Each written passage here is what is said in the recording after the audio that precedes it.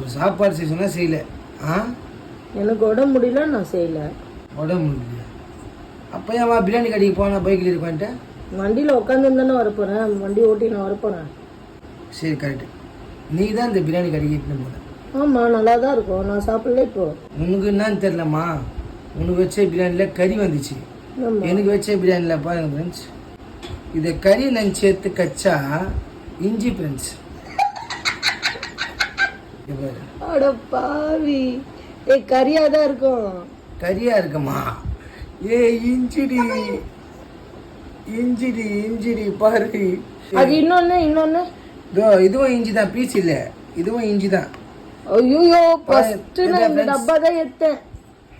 இன்னொரு டப்பா எடுத்தேன். என்ன உனக்கு உடம்பு இல்லை, உனக்கு பிரியாணி கழிச்சு எல்லாமே ஓகே. எனக்கு என்ன இஞ்சி பிரியாணி, இது வந்து சிக்கன் பிரியாணி இல்லை, இது இஞ்சி பிரியாணி.